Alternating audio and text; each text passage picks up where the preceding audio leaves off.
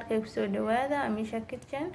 Maanta waxaan wadaa rooti shiidan sida guriga ugu samaysan lahayd. Hadda waxaan haysanaa halkan xabo rootiga ah. Sida u sameynay ila daawada. Hadda rootiga laba xabo kala dhigana.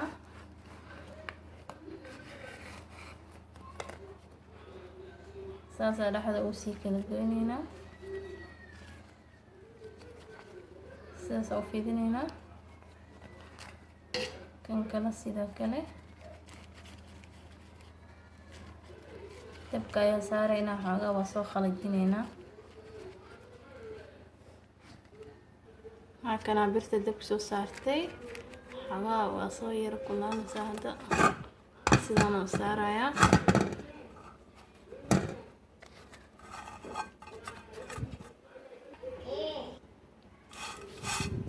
Halkana oo soo yara gudubtay tan dhanka kale wax yar saarayna.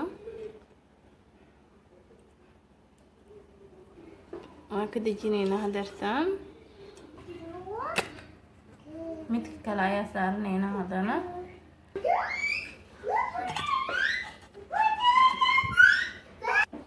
Halkana hadana dhinaca kale u degdegsanayna. Una soo kulaada sigana.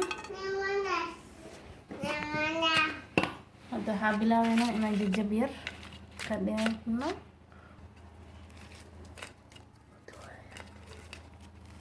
Waan soo yareynayaa si fudud loogu shiidmo.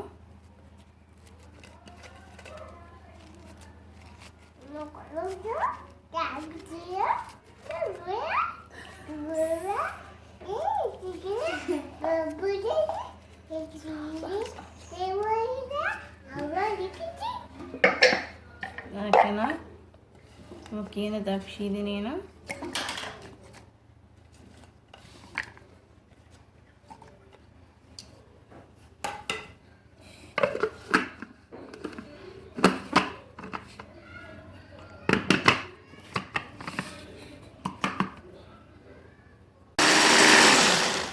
خلاص markaan wuu soo shiidmay. Arkayna soo noqday.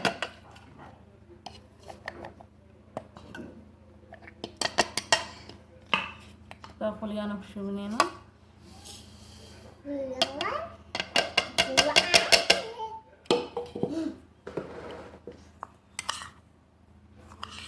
Waa kaasa rooti shiidan maxaa u baahan tahay gurigaaga ku samayso.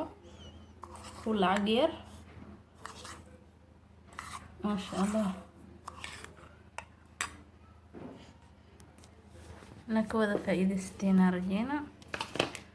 هديات كل شيء لايك كومنتي شير.